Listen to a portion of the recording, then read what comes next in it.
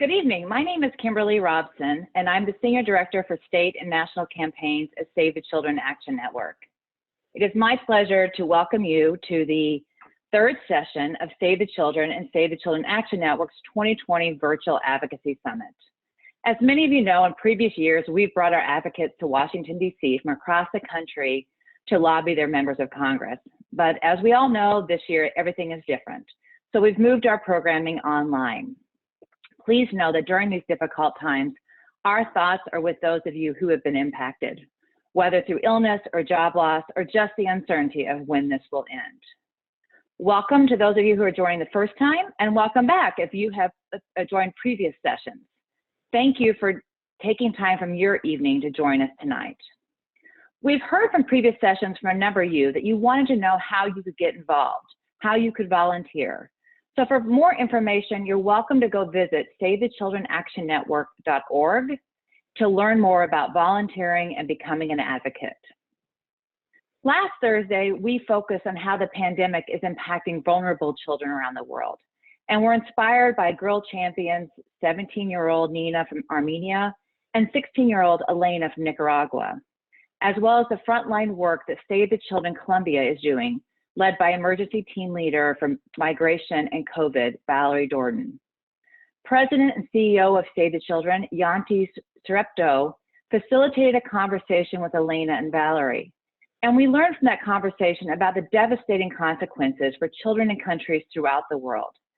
These children, many of them who face increased poverty already in their lives, are very vulnerable. And the COVID-19 has interrupted their lives even more so. Parents and caretakers of these children are falling ill, and many of these children are experiencing learning loss due to school closures. And girls particularly are at increased risk for education loss, gender-based violence, and early marriage. Tonight, we're going to give you another chance to make your voice heard as we discuss how COVID-19 has impacted the childcare industry here in the U.S. Next Thursday, we'll wrap up the virtual summit by providing you all the information and training you need to participate in our National Week of Action, which will take place May 26th to 29th. Before we get started tonight, please join me in sending a big thank you to Community Playthings for sponsoring our 2020 virtual summit. Thank you to Community Playthings for your flexibility and ongoing support.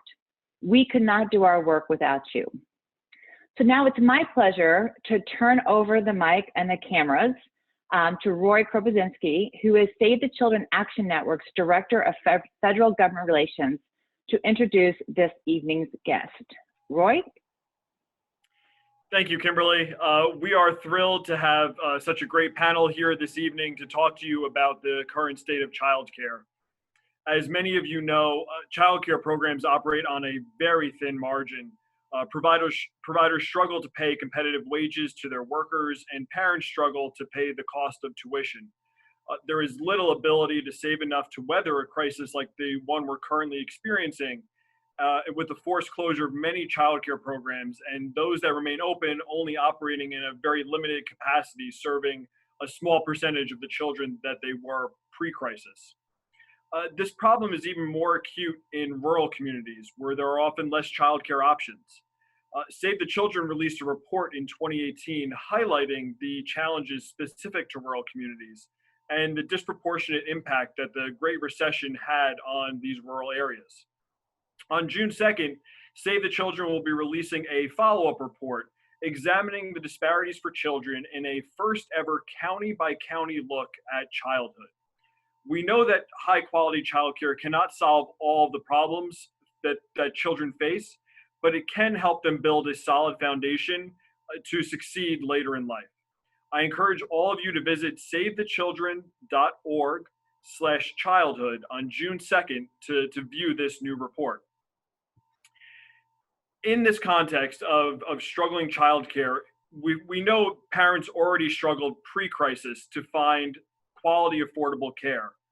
Coming out of this pandemic, as things begin to open up again, we are going to see an even bigger crisis. Our panel this evening will talk you through the state of the industry and the challenges that child care programs across the country will be facing in the coming weeks and months. Before we start our panel, we do want to hear from you. We would like to know how the pandemic has impacted you or your family's experience with childcare. If you don't have your own child at home, maybe answer how this has impacted your children's children or somebody else in your life. So the options are on your screen, and you can choose from the following. My family's childcare is closed. My family's childcare is open, but we are choosing not to send our children. Uh, the childcare program that I own/work for is closed. Or lastly, I'm not personally impacted, but I am concerned about the kids in my community. We'll follow up on the results of this poll in just a few minutes, but thank you so much for your participation. I would like to start by introducing our first panelist. Elliot, if you could turn there. Excellent, thank you. Elliot Haspel is an an early childhood policy expert and the author of Crawling Behind: America's Childcare Crisis and How to Fix It. He serves as a program officer for education policy and research at a philanthropic foundation and is just a wealth of knowledge on this issue. I'm sure we could fill the whole evening just hearing from Elliot's experiences and his work in the field. So with that, asking you to kind of truncate everything that you've learned over your years into a few minutes here. Elliot, could you just give everyone in attendance a description of the childcare industry, or you described the childcare industry as broken even prior to the crisis. Can you outline what you meant by that and explain kind of how this crisis now is going to make it even more broken, if that's possible? Absolutely. And thanks, Roy. And I appreciate the opportunity to speak here. So the childcare industry is not working for anyone before the world ever heard of coronavirus. It wasn't working for parents. It wasn't working for childcare businesses. It wasn't working for childcare educators, and it was not working for children. And a lot of this goes back to the fact that the economic model is incredibly fragile, even despite the fact that parents get charged exorbitant amounts of money. And I have a 3 and a 5-year-old myself, so I'm very familiar with how much it costs to send your child. Childcare these days. So, childcare is expensive because it should be expensive. It's a very human capital intensive enterprise, right? You have one teacher with 6 toddlers or 4 infants. I taught elementary school. I could have 25 or 30 fourth graders in my classroom. Maybe that's not a great idea, but I could still do that. And so when you get those ratios so low, the costs go up. But unlike in the public school where I taught, there's very, very little public money going into the birth to 5 space. So, compared to most developed nations, the United States is actually slightly above average in terms of the percentage of our GDP that we put into public education, K-12. We are third to last when it comes to the money that we put into early care and education. So that gap, when you have something that's incredibly expensive, you have very little public funding coming in. There's only one place you can turn. You could turn to parents.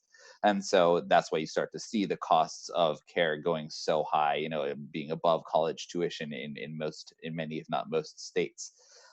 And so with that leads to problems with access. So about half of the country lives in what one group calls childcare deserts, which means that there are less than basically less than 1 slot for every 3 children who need them.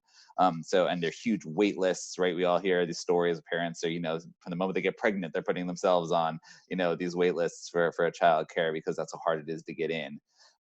And then at the same time, it's not just about having a place to put the child, right? We also know from all the brain science, from all the child development research, that the quality of childcare settings is incredibly instrumental to how well a child is going to develop later in their life. And so quality is driven by the relationships between a caregiver and a child.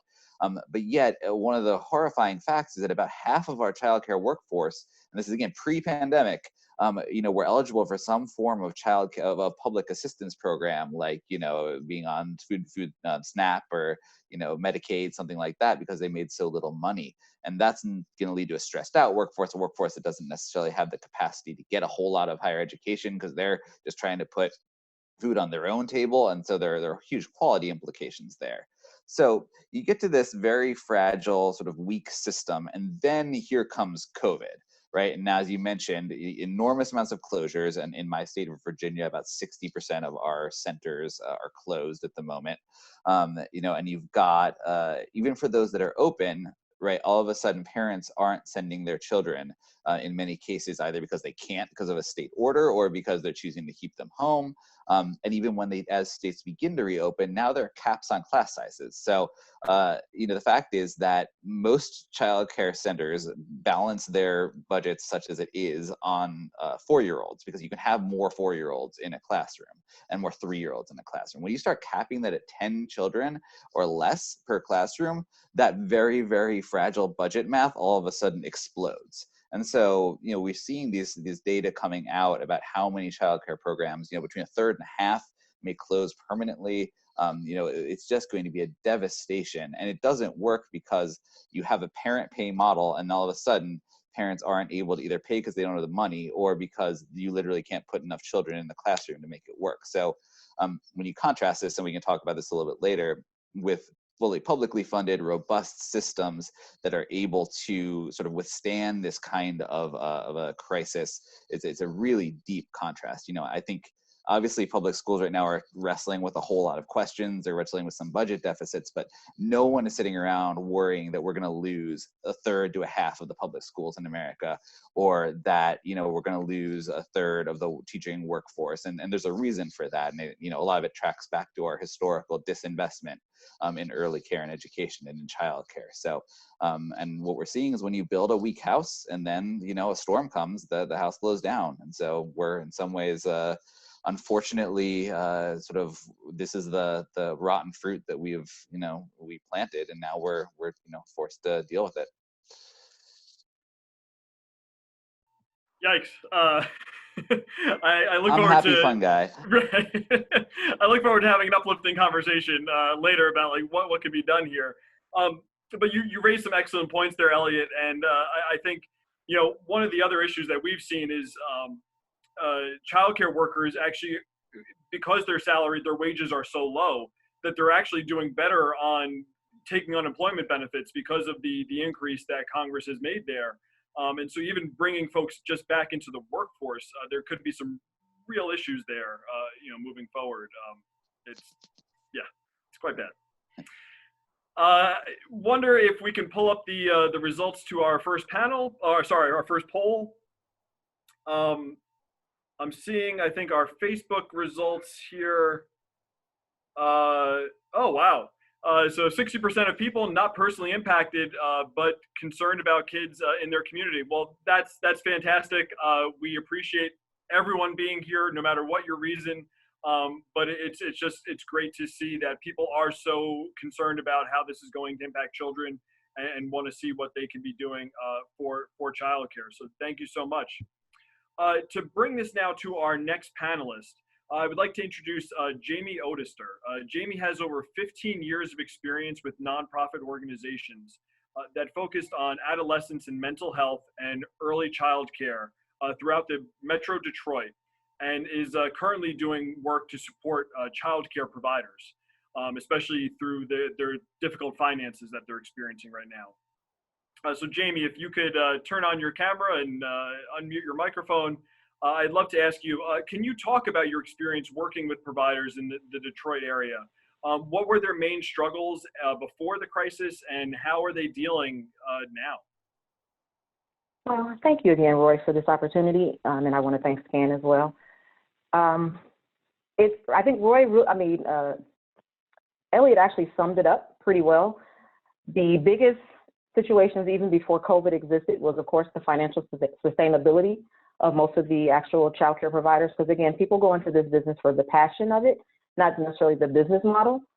So you have that on top of staffing, where you have individuals like Elliot pointed out, with just the CDA. Because again, if you try to get a bachelor's degree or a master's in this type of industry, you're never going to see the return on that investment. You'll see it in the classroom and the children that get that type of environment, but that individual will never be able to possibly pay that student loan off that they've now incurred.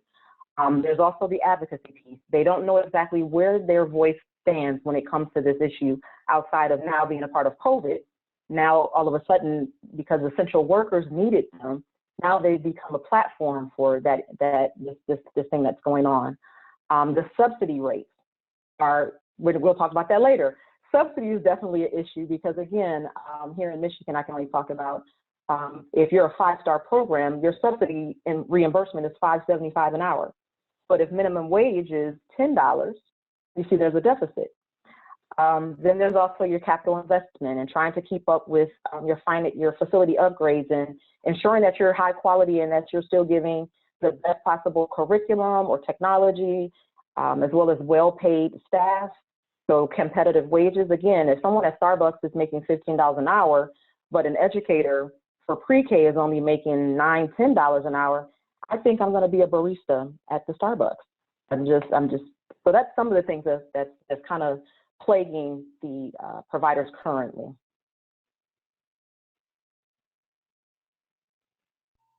Thank you so much. Are there any stories in particular that you can share? Any providers that you've been dealing with lately? I guess are providers even reaching out to you right now? Are most of them closed and not worrying about the financials here, or are you getting a real sense of concern from folks in the community? Oh my God, the concern is so vast and it's scary. I mean, it's real. We've been having conversations actually weekly, and what we're hearing is of course, the precautionary measures, trying to understand exactly how to maneuver that, social distancing. If the state decides to open back up, what is that going to look like for licensing? Are you going to have to add an additional 6 feet in your space that already is, you already have restrictions on ratios?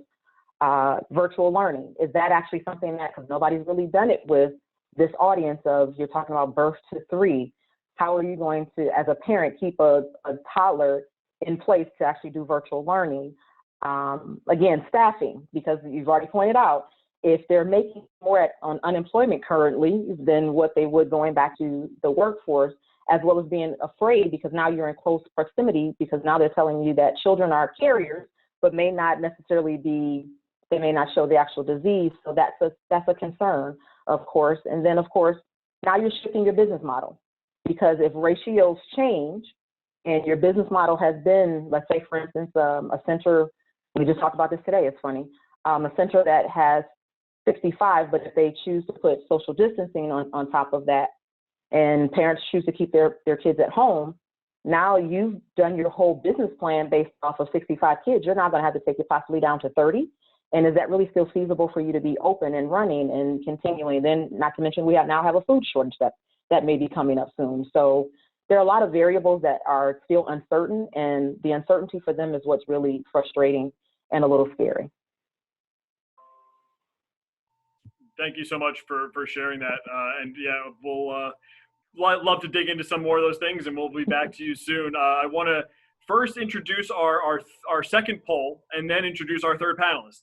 So our second poll, what we'd like to pose to you is a question of what worries you the most about childcare coming out of the crisis? And this is what we hope to address in the second half of this panel is really, what are the things that can be done here? And so we want to know from you in the audience, what concerns you the most? And so again, from your options on the screen, my family will have to find a new childcare arrangement. People I know will struggle to get back to work due to the lack of childcare. The third option, the economy will find it difficult to rebound because there's not enough childcare.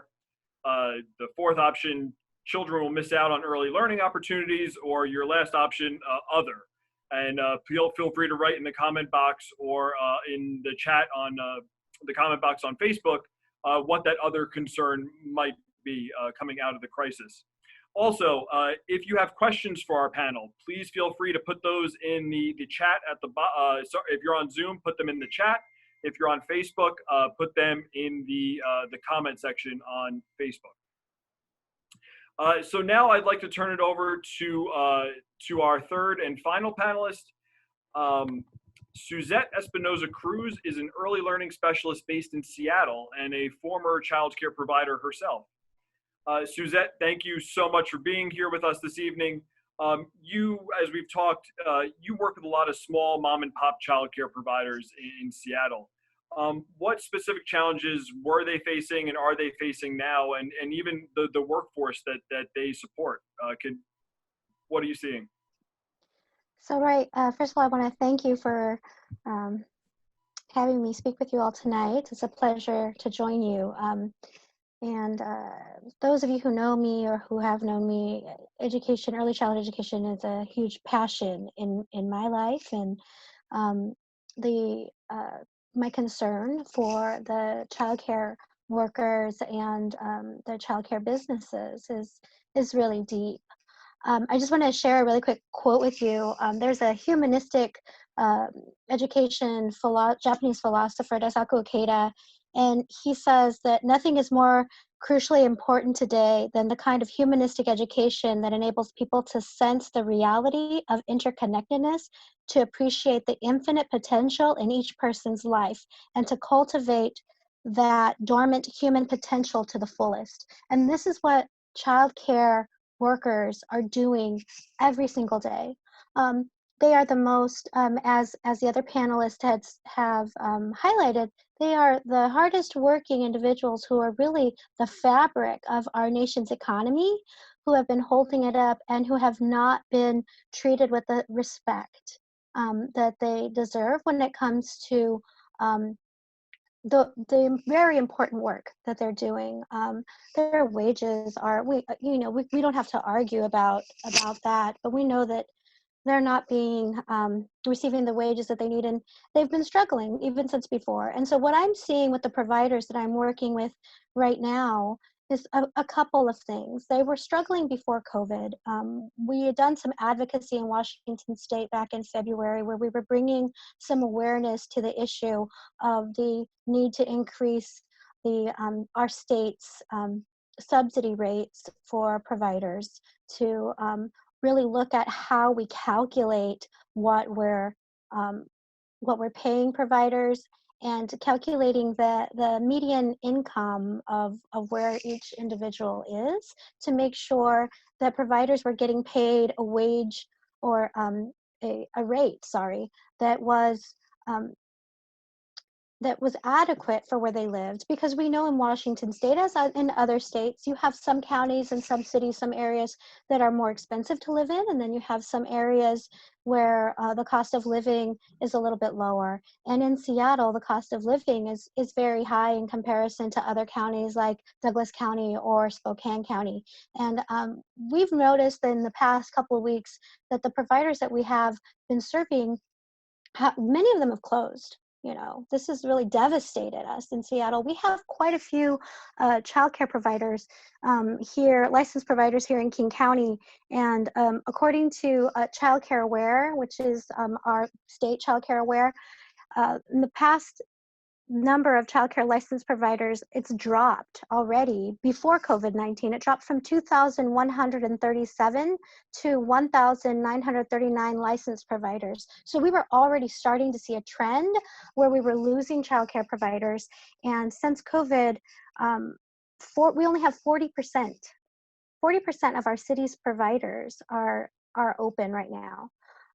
We have a lot of providers. A provider I was speaking to recently, who's in Douglas County, was already telling me in February that she was concerned that she was going to have to close her infant and toddler program. And we have a huge deficit of infant and toddler spaces across our state. And she was concerned that she was going to have to close back in February. And I spoke with her just 2 days ago, and she had told me that she definitely did have to close her infant program. And not only does she have to close her program, but she's looking at layoffs and furloughs of some of her staff. Many of our program centers, family childcare providers, particularly family childcare providers who are refugee and immigrant providers, are really suffering right now.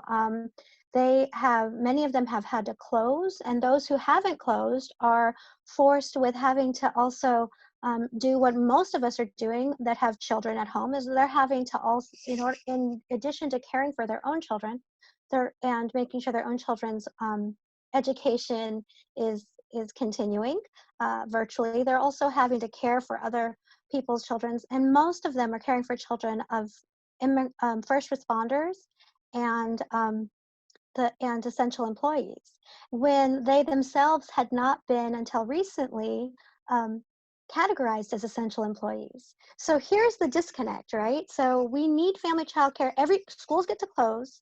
family childcare is told, wait, you don't get to close. We want you to stay open, but we're not going to pay you any additional funding to do that. We don't have PPE for you. So personal protection is for, as well as it should be, right, for hospitals and essential employees. But they're saying, aren't I an essential employee? I'm keeping my doors open to care for children of first responders and essential employees, knowing that they're being exposed or possibly being exposed every day. And for family childcare providers, they're welcoming these children and families into their homes, knowing that there's a potential for themselves and for their family to also be exposed. And so I think that, with them not having enough PPE, with them not having access to other funding opportunities, many of them have also applied for the PPP. And I've been actually this last week, I'm working with providers to get them signed up for programs, and they're coming back to me and they're telling me they're really concerned, they're really worried that they're not going to get the relief that they have, because a lot of them don't meet the criteria for a small business. Many of them are not. Either they don't have enough employees. Family childcare providers might just be themselves and maybe one or two other people in their home. And so these are some of the scary truths and realities of what a lot of our providers are facing right now. And it really is important for those of us who are in advocacy, like Jaime had said, a lot of times our providers don't feel like they can advocate for themselves, or they don't know how to or where to start. And so for those of us who have the privilege and the understanding of how to be civically engaged and how to connect to those policymakers, it's just to be able to speak up and to speak out for these for childcare workers and for family childcare providers, because the reality is we could lose more than half of our programs, and families like mine and others, we really need, and we lean on our childcare providers to help us raise our children, right? And help them get prepared for the future. And so, I said a lot, right? you did, but it was all, I was watching the chat at the bottom, and it's just blowing up about how you're on point. I know some people want to see, get a copy of the quote that you shared at the beginning. So we'll see if there's a way we can make that available to folks afterwards. But your last point there about being civically engaged, about raising your voices because some of these people can't do it for themselves, leads perfectly into my next piece here before we bring all the panelists back on. So first I want to bring up the poll results, if we can pull that up. So 50% of our audience tonight is concerned about children missing out on quality learning opportunities.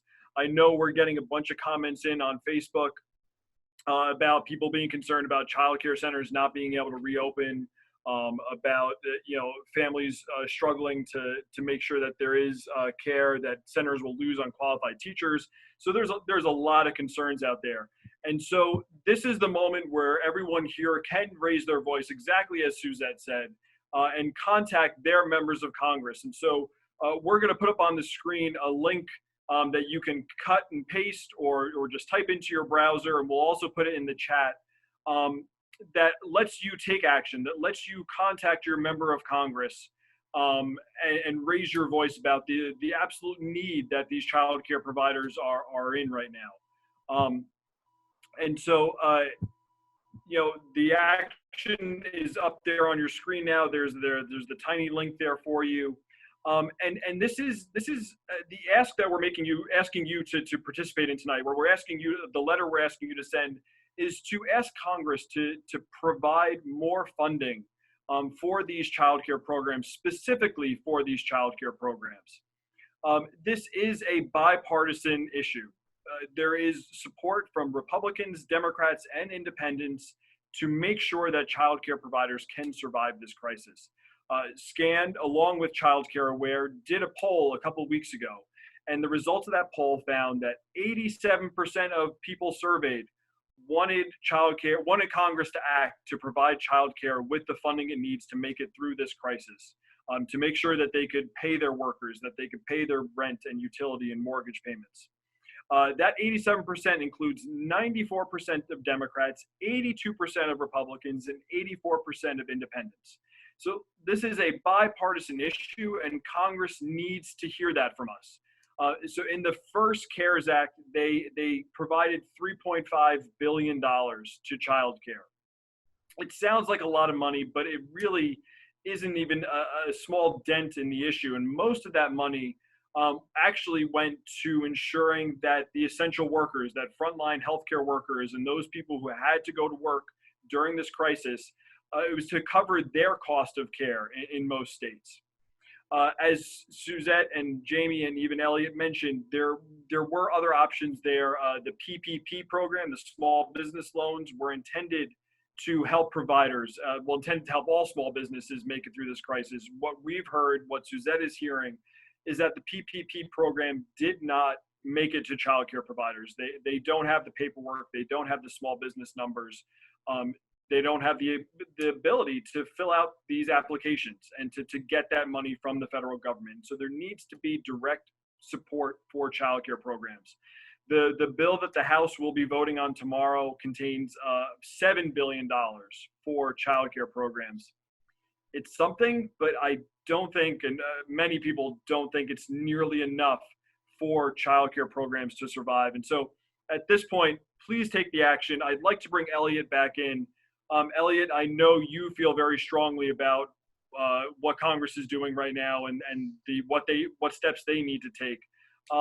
Please what do you think Congress needs to be doing at this time to make sure that childcare at least survives this crisis, if not coming out better off than it was? Yeah, I mean, you're spot on. I mean, the $7 billion is something, but we're throwing a small bucket of water at a raging fire in this case. So the aspect that most groups I've seen have rallied around is this idea of $50 billion. That's probably still low. What would really take, there was some research that in cost modeling that showed honestly, it's probably more like $10 billion a month. Until this crisis is over, to really to hold the sector whole. But 50 billion would probably at least blunt the damage.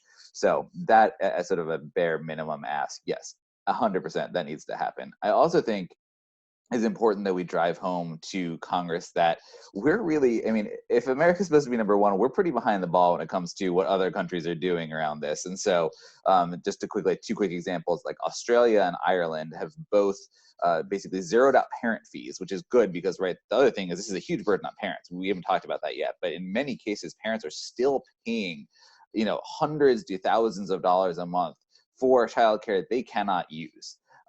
Or are choosing not to use, which is at this time when we're facing unprecedented unemployment numbers, is a huge burden on families. And ultimately, the sort of thriving of a family's sort of stability is also critically important to a child's thriving. So they managed to both zero out parent fees with basically the federal governments in those nations taking over the bulk of childcare funding, which again is largely how we fund public schools. It's how we fund roads, how we fund fire departments. Like there is a set of things that we have said as a society are important enough. We call them public goods. And we say everyone's going to chip in through taxes and we're going to make no one, basically the end user doesn't pay, right? Like, and no one is paying $1,000 a month to send their child to the 5th grade. And no one is paying $1,000 a month for the fire department to show up at their house if they have a fire. And Chad, the fact that in this day and age, with what we now know about the brain science of child development, what we now know about the sort of gender equality and how much this falls on women, like all of the things we've evolved to a point, it makes absolutely no sense that childcare does not fall into the bucket of being something that we support with robust public funding.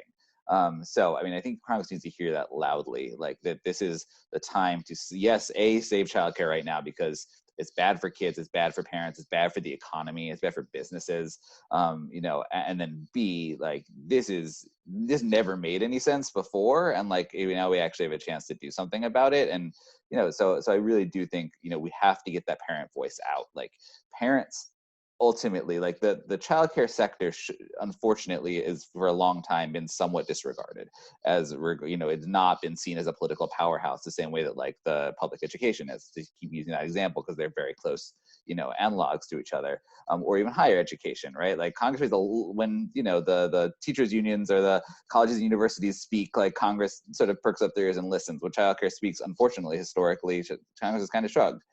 I think what changes that is parents, and providers and practitioners, everyone on this call, all of your friends, all of the parents and grandparents, everyone saying like, we care about this, we care about our kids, and if you don't get this done, there's an election coming up in 6 months, and we're paying really close attention.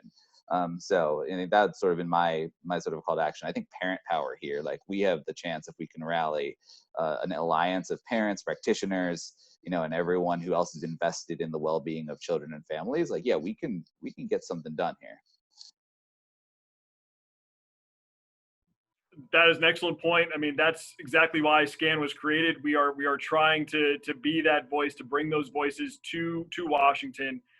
People have that opportunity right now to contact their members.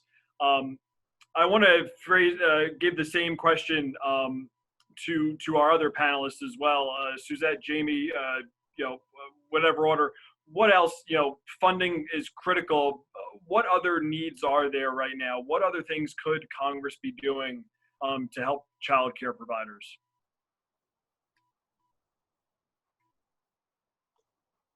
Well, Roy, I think, Elliot, I'm sitting here as he's speaking, just saying, yes, Elliot, yes, that's exactly right. Yes. This should be part of, public domain, right? Childcare. I've been in childcare since 1991, and I've been an advocate for worthy wages, for worthy work, and helped to spearhead a campaign to get bonuses for preschool teachers when one of my coworkers lost her housing in San Francisco and was living out of her car and teaching preschool every day. We ran a successful advocacy campaign in San Francisco to get the CARES going. And the other thing that I think is important is that it needs to be, we've been fighting this fight. So basically I'm saying this is that we've been fighting this fight since 1991, right? Right when the brain science stuff was really starting to heat up, and people were starting to find out, the mantra was, for every $1 we invest in early learning, we get a $7 pay on our investment, return on our investment. And it's like, so when are we going to get the return on our investment for investing in the workers, right? We get that if we put funding into the system, that the children will benefit, but we also need to make sure that the women, and let us not forget the women of color, we have so many African American women, Latinas, refugee and immigrant women who are in this industry and who have done their due diligence, who have gone back to school to get their bachelor's degrees. In some cases, like myself, they've moved on toward master's degrees, and still have not been invested in the same way that we try to invest in the system. And yes, that 50 billion is a drop in the bucket, right?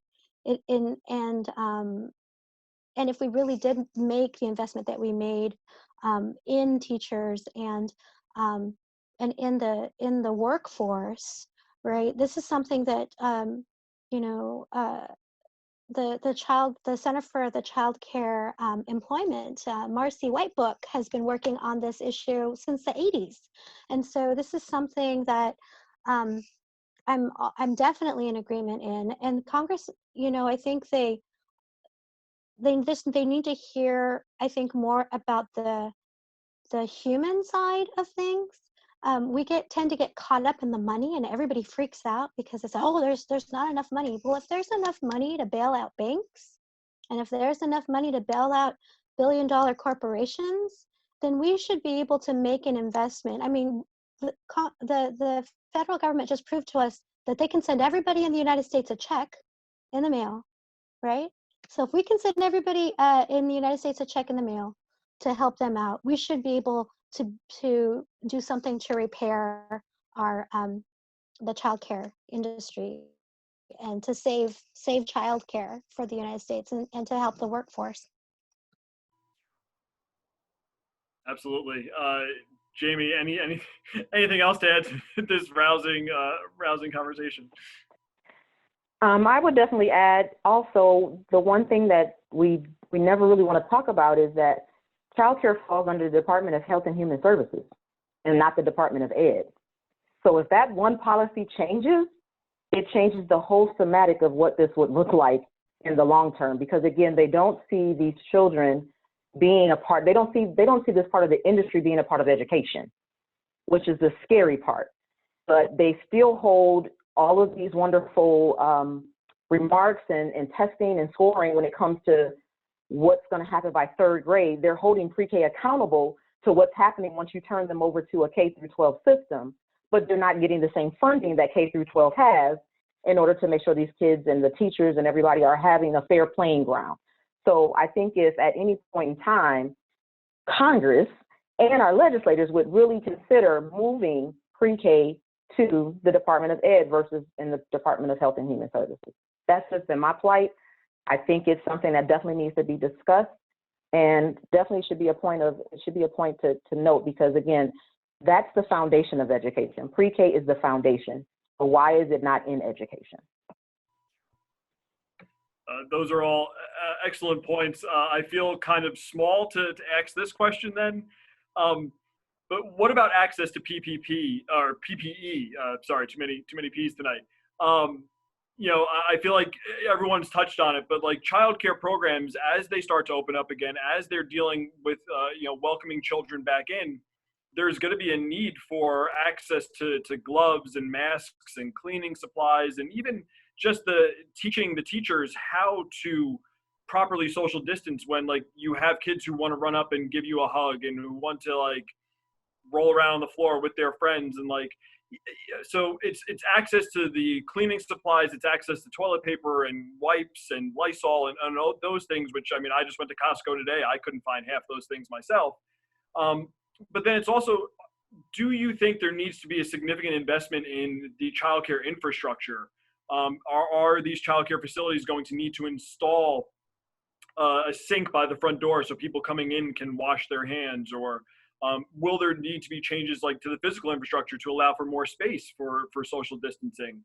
I don't know who wants to take this first. Just raise your hand so no one talks over, but a lot there. All right, Jaime, go for it. And the only reason I raised my hand because we literally are still talking about this. Currently, right now, I have providers that are looking into the sanitation lighting. How is that going to work? What is it going to cost to do a sanitation of their facilities, whether it's home or whether it's a center? And you're talking about the sanitation like units, which are like $18,000 in order for them to have those in their centers, so that way they can put the items, the toys and the items actually inside of there. And at every increment, you get an opportunity to disinfect and sanitize it. But again, if they were struggling before, who's going to give them $18,000 to have this particular piece of equipment? And or if you're adding like a sanitation sink at the front of your facility, because now you have to stagger your parents coming in, because now you have to take temperatures and do well checks to make sure not only are the children well, but are the parents well before they're dropping their children off. So the PPE equipment, I will say here, has been crazy. You haven't been able to find anything, and when you have found it, it's now been, everything is astronomical in cost. So where bleach used to be maybe $3, it's now $10, and they're only allowing you to get just a month's worth. So why would I open up when I can't have enough supplies past 30 days? That puts me back into a position of, okay, what really am I doing? Am I only going to be living 30 days every 30 days? Because I don't have enough supplies that I'm going to be able to compensate for both myself, my staff, and if parents have to come in, to come and get their child, they're going to have to make sure that they have masks and shoe covers and everything. But right now, there's such a small amount of, even the industries, we've We've looked at different resources, and right now everybody is just saying they're backed up or out of stock, and they don't know when they're going to get stuff, or people are ordering and they're getting orders the dates of July and August. So it doesn't look like it's feasible to open right now, because if they open, they're going to end up closing again because they don't have the supplies and or food. They're not going to have enough that's going to carry them long term. It'll be short term.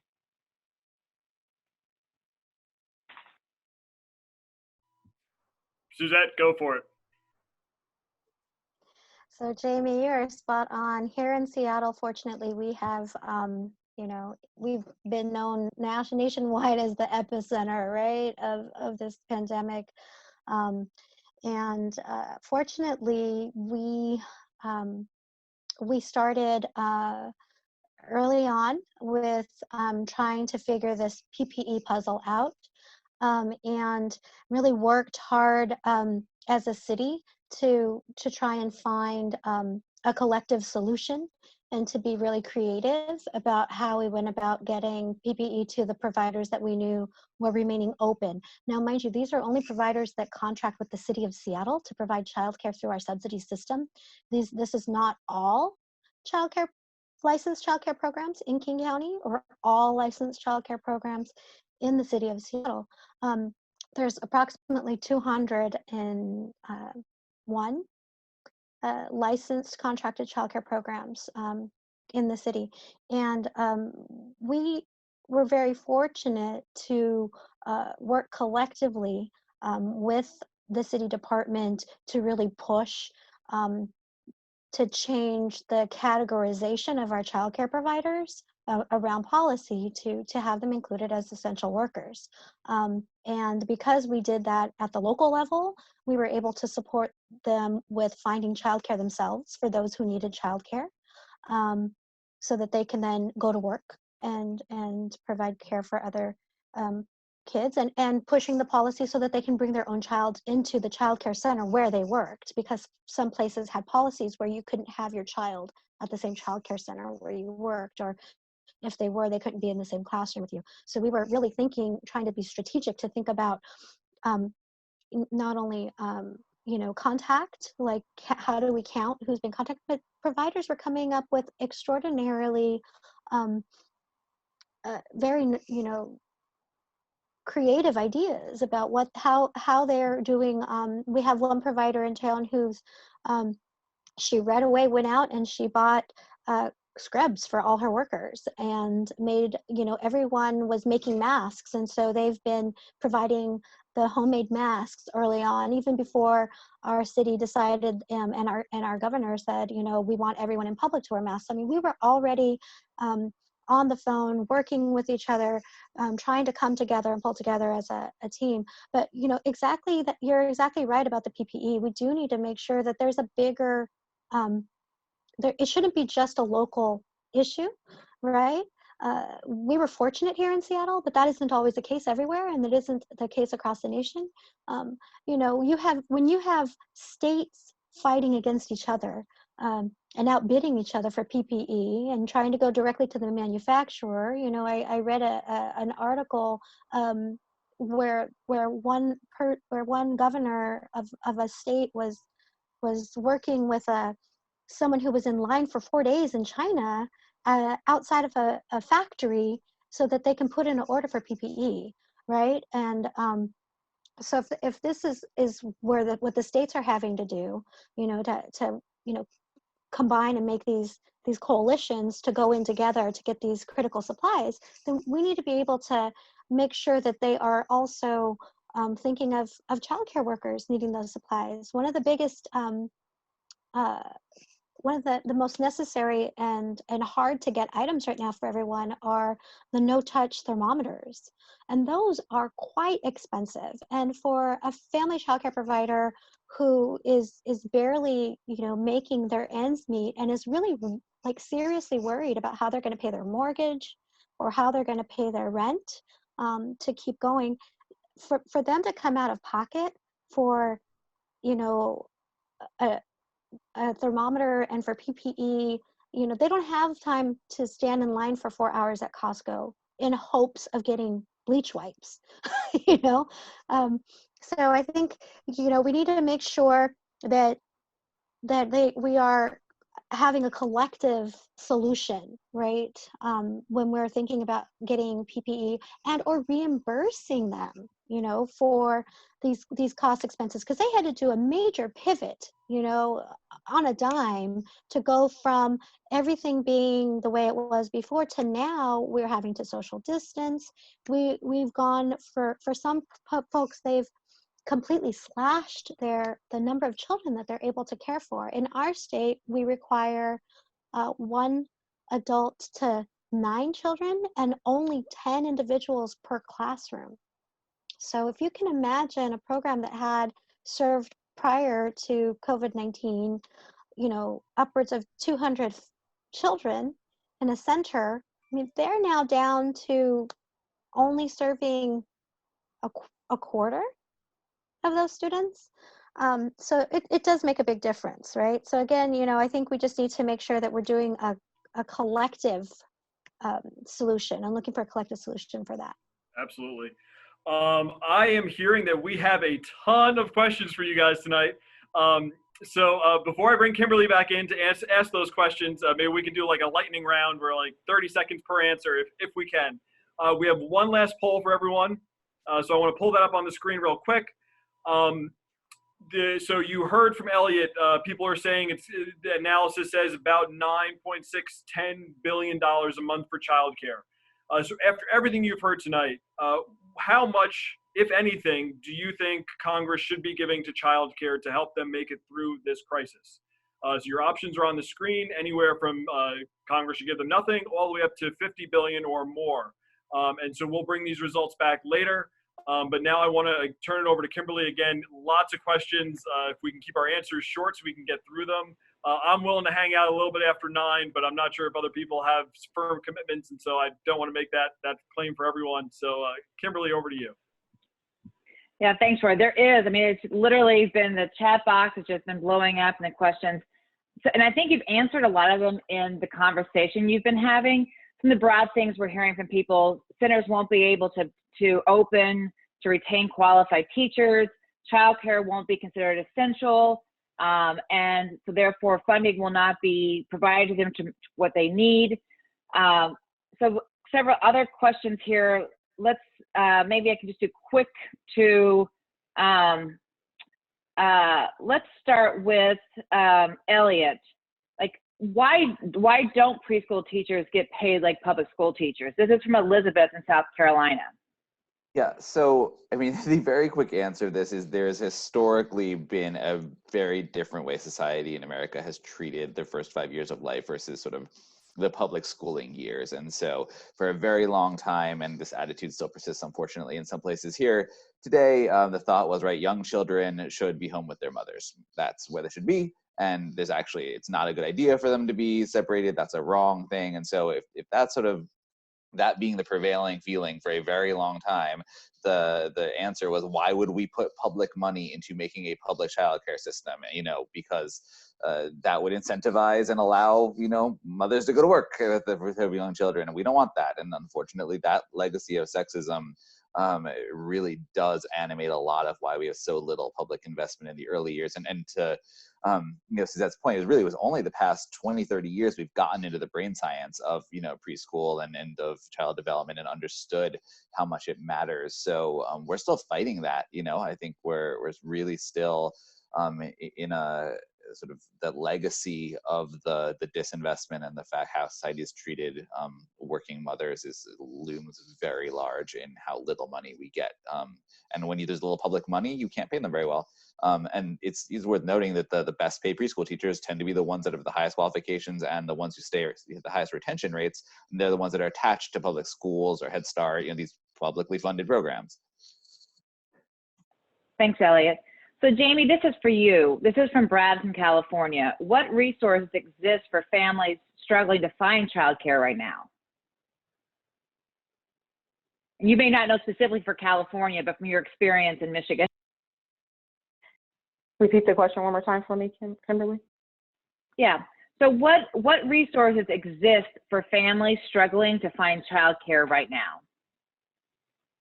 Wow, that's a mouthful.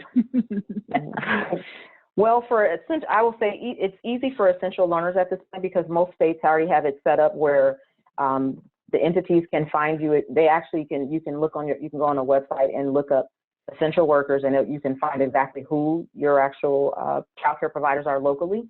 I can't speak for California, but here in Michigan, ours is called the QRIS. We have a website, and it actually lists all 8,500 of our actual childcare facilities, regardless of the state. So it also gives you an idea of their licensing capacity. It tells you what their quality rating is, tells you what ages they take. It also tells you what their menus are like and what their curriculums are like, and whether or not they are considered to be legitimate according to licensing. So you get to see everything, exactly what goes into the process. So that's what it is for Michigan, but I'm not sure for California, but I'm sure everybody has a quality rating system. So I would say go there first, and then you can kind of figure out exactly who's best for your child. Another option too, Childcare Aware has childcare resource and referral centers throughout the country, CCR&Rs, and they do an excellent job of connecting you with local childcare providers. So I'd recommend to Google search Childcare Aware or CCR&Rs, and they will help connect you as well.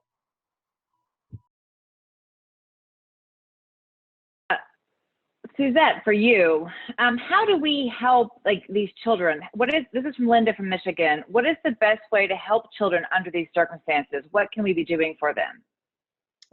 Well, the best thing to be doing for children and parents and our childcare providers right now is making sure that they all have good access to mental health supports and social and emotional supports. You know, it's a really tough time right now for everybody.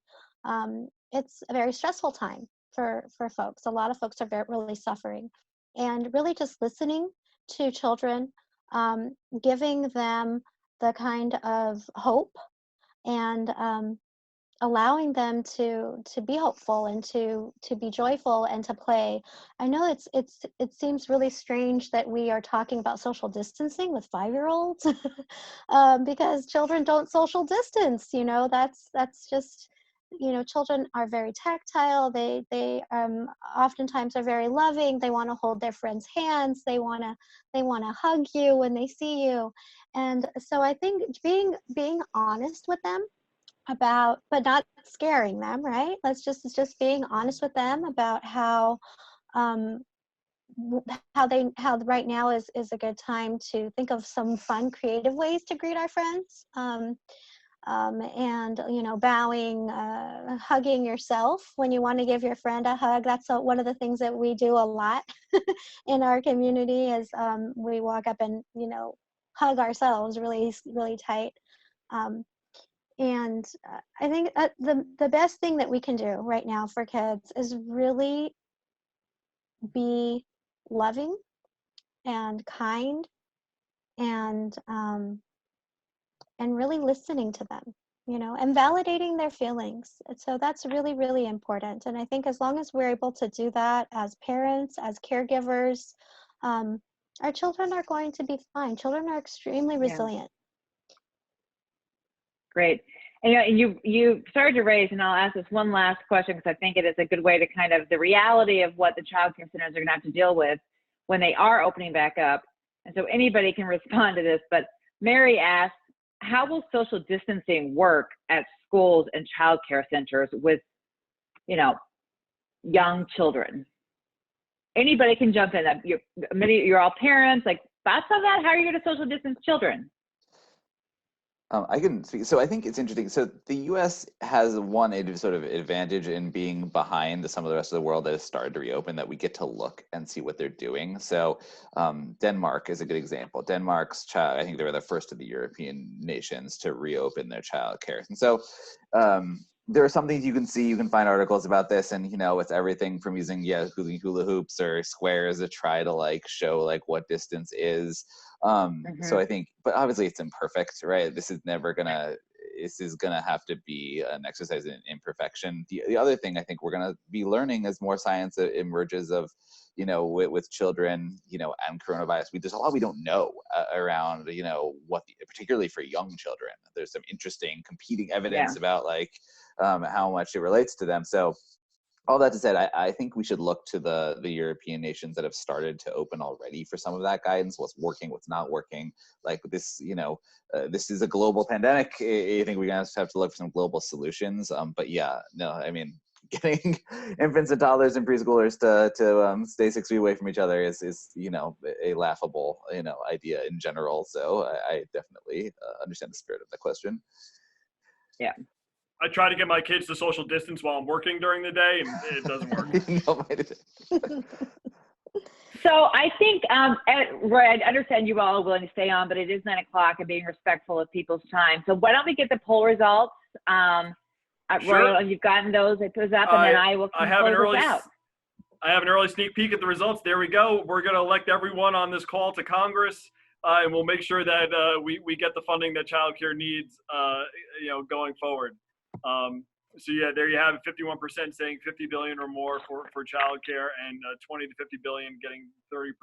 So thank you all on the call for your support for childcare. Again, go ahead and take that action that we had earlier. Go to Save the Children Action Network's website. We have more alerts and updates there and ways to contact your member about this issue. So get on it. Make sure that this funding becomes the reality of what Congress does. Great, thanks, Roy. And I think when Elliot made the comment about parent power, and then Mary in a chat box talked about there's 2 million early childhood educators and they're voters. They have relationships with parents and families, and they have a power and a political voice. So there's an opportunity here for us to reach out to really build the power, both right now in moving Congress to do the right thing, but then also in November to make sure that we are electing people who are prioritizing early childhood education. I want to thank Roy and Suzette and Elliot and Jaime for joining us tonight. Really appreciate you taking time from your day for everything you guys do every day on behalf of kids around this country. Thank you. Roy already did the plug for the action. Please do that. Thank you so much. And before we close, I do have one more favor. We are putting in the chat box and in the Facebook link a survey that we would like you to take to tell us how this went, what we could do better. I think for this session, we probably could have been longer, but that's true because we had a great conversation going on. So we hope you enjoyed this third session of the 2020 Virtual Advocacy Summit, and we hope you will join us next week when we wrap up all of this. Next week, we'll be preparing you with the skills and the training you need to be participating in our Week of Action, which will be May 26th through 29th, if I'm remembering correctly. And that will be a great way to start off putting the political power behind this, the voice to go with it on behalf of kids, whether you're a parent, grandparent, niece, whatever it is, you've got a voice and you can use it. So thank you so much for sharing an hour of your day and evening with us. Stay safe, stay healthy, and good night.